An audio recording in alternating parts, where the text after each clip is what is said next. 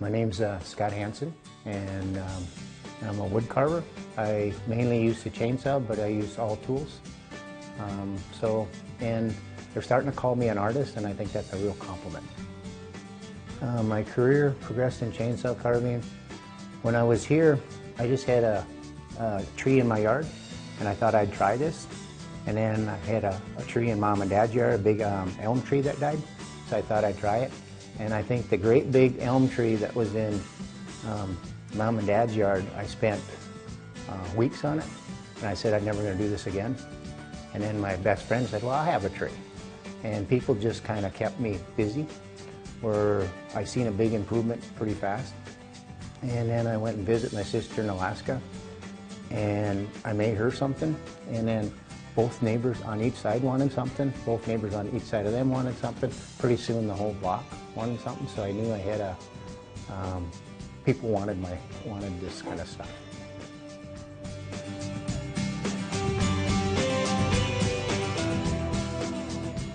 Chainsaw artist is, they take a chainsaw to a tree and they carve out basically whatever they see, or it develops in what they see. So it's a fast tool. It kind of carves, because you're moving a lot of wood fast. This is what I do. I take the chainsaw, rough it out, and then I got other tools that I fine tune it a little bit, and that's pretty much what I do. And so this is what I started, and this is kind of the finished product when I'm all said and done. So I don't know how much time I have in that, but I probably got another hour left to get it to this point here with the tools that I have. No, I didn't go to school to this. Pretty much self-taught, but it was kind of an answer to my dad's prayer.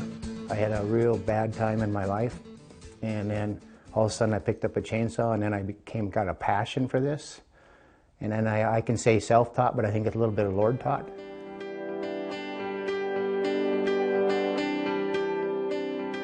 Yeah, I've been in quite a few competitions. I've done the World Championship ice carving, I think 5-6 times, and I've placed second a couple times, and that's the World Championship. And then a lot of chainsaw carvings. I've been to Chetwynd, and that's the chainsaw capital of the world. I got second there. And then we have competitions like in Sedovia. I have a competition, and then other competitions that I've taken first quite a few times. The favorite thing I carve is kind of I get that question asked a lot. It's kind of the last thing that I've done.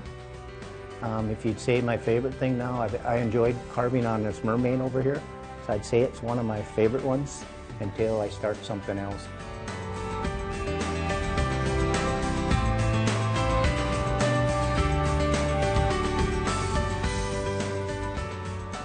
When I came here, kind of searching again, I kind of hit a crossroad where there's a point that almost all carvers come, that you got to pursue the art or pursue the money. And I was sick of chasing after the money, where you're always doing something for somebody else and you're putting a price. So I kind of came back to my place here, to my own roots, and then kind of pursue my art, and not about the money. So now it's about the passion to what I want to do, instead of where you're always commissioned to do something or this and this, where this is more of my products of what I feel like I want to do. People always come in and say, it'd be great to do what you love to do. And I always look at them, why do anything else? I've been kind of hidden away in my brother's chicken barn where not too many people have found me, and kind of got to pursue my art here, and it's kind of catapulting me to a different mindset, where I'm not before of a chainsaw carver, it's like, whip it out and get it done and sell it and get another one, where I've been kind of taking more time and actually enjoying what I'm doing, instead of just, hurry up and get it done and get another one done, and kind of get off that treadmill type of thing.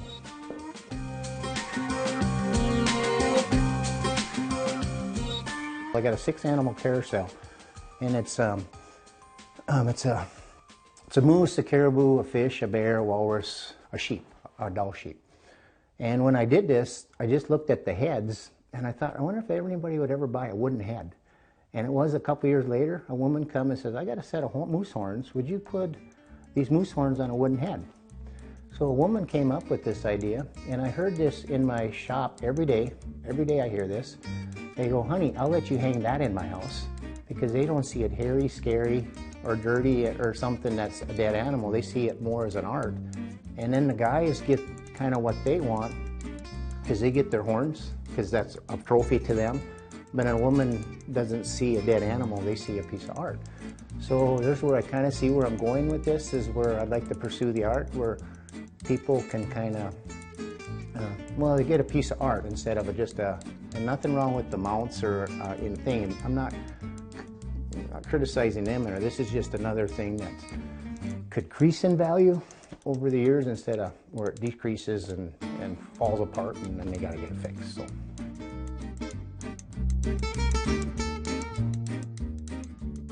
I can just start carving a simple little tree, because it's basically, when I teach, or when I've also taken an apprentice, all your fundamentals are in this, how you know, because you got to learn how to use the saw. Pretty much, if you don't know how to use the tool, it doesn't do you any good. So it's just practicing with the tool.